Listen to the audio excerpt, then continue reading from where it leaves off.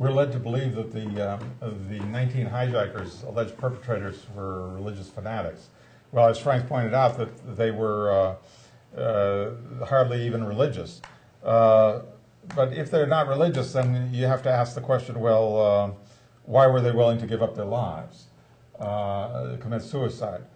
Well, maybe they didn't know that they were going to get killed.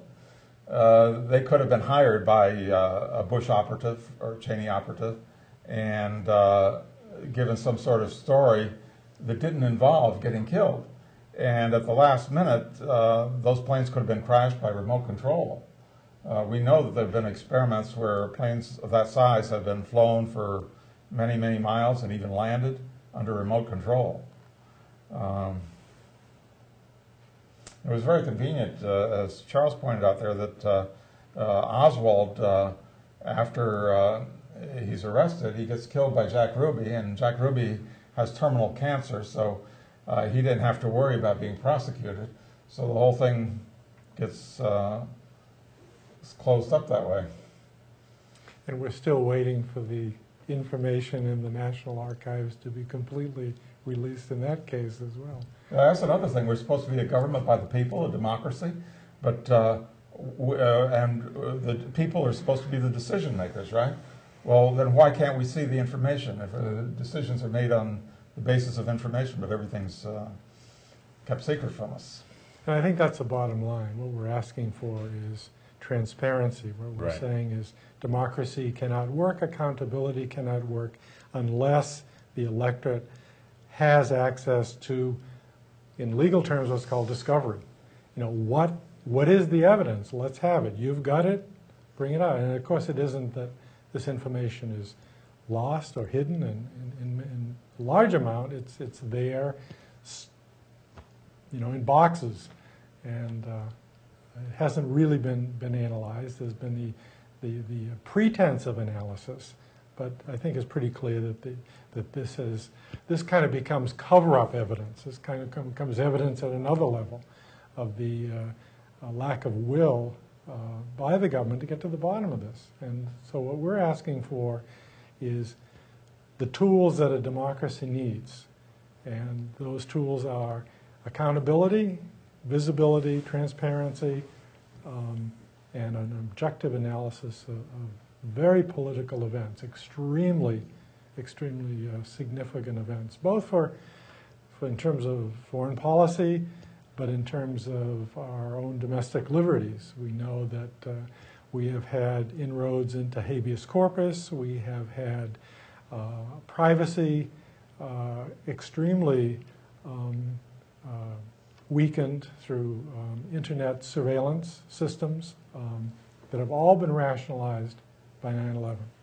And so our democracy has been weakened, and our status in the world has been weakened. Our economy has been extraordinarily weakened. We have something like 730 bases around the world, foreign bases around the world. What's the rationale? Well, right now the rationale is the war on terror.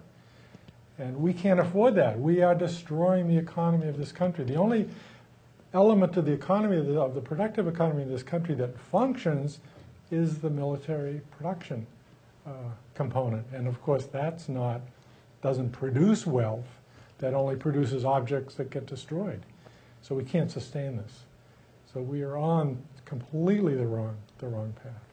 And I always thought, you know, I'm an anti-war person. I always said, you know, if 10 people had died and we got this wrong, that's a problem, you know. But 1 million people have died. So if we got this wrong, that's an even bigger problem. And it's obvious that we got this wrong. And there was one point after the attack, and I don't know why I thought of this. It kind of seems silly or strange. I thought of the Grinch that stole Christmas. And I thought to myself, well, what would have happened if after 9/11, we kind of reacted the same way that people did when the Grinch came in and destroyed their whole town on Christmas, and they went out and they just said, you know what, it's still a nice place, let's not get all wrapped up in this, let's go on with our lives. We didn't do that. Well, we didn't investigate, but we certainly didn't do that. But you look at other places where these things have happened, like Spain and England, compared to us, they sort of went on with their lives, okay? They didn't you know, have these drastic measures that increase the military by tenfold and bring down all these rules and regulations and change their constitution to deal with an event. It was a bad thing. It happened. It's over with. Let's prosecute the people who did it, be done with it, which we haven't even done, and move on with our lives. It's not what we did. Yeah, I just want to throw in here, you know, one of the questions I think some of you will have is, well, if any of what you're saying is even possibly true, what do I do about it? And that's a question that comes up a lot, and I don't have the answer, except I have a partial answer, which is I think it's extremely important that we work as hard as we can to establish a real dialogue about 9/11.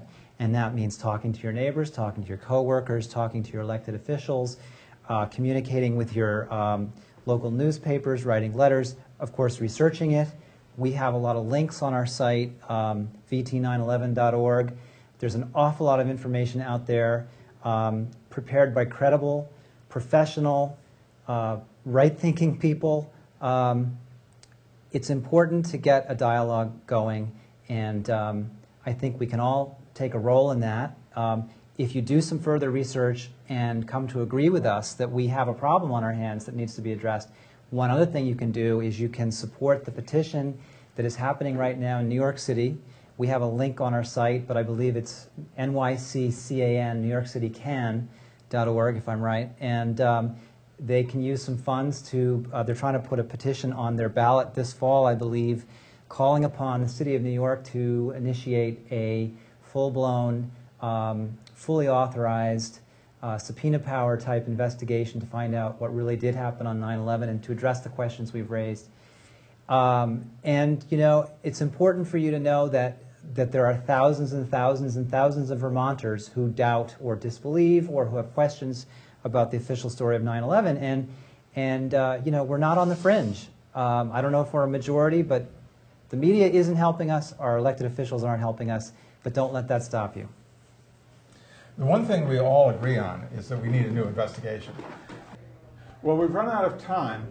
The one thing we all agree on is that we need a new investigation. But we don't all agree on exactly what happened. I think that we need an investigation by an international body like the United Nations, especially considering that there's many people who question that the perpetrators were in the White House. If the United Nations would investigate, or the World Court at The Hague, then we could have results which maybe everyone would accept. Now, some people say, well, maybe the government let it happen. Or maybe the government engineered it. Well, from my point of view, if you look at it, there's only one possibility.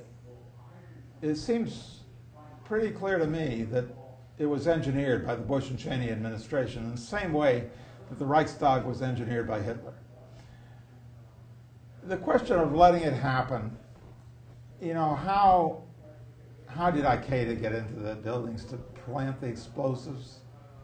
There's so many things that required inside control. And that's the point, control. Who had the real power to make this happen? Anyone below the presidency or the vice presidency wouldn't have had the power. Of course, none of us know what really happened. And all we can do is ask for an investigation. But it certainly looks to me as if 9/11 was engineered by Bush and Cheney for the express purpose of invading Iraq and stealing the oil and diverting the American taxpayer money to Halliburton and ultimately to their own pockets. So it's up to you, the viewer, to ask yourself what you think happened and then demand a new investigation. Well, that's all for this month. I'll be back next month with another show of Vermont 11. And I urge you to write to your legislatures and ask for a new investigation. Goodbye.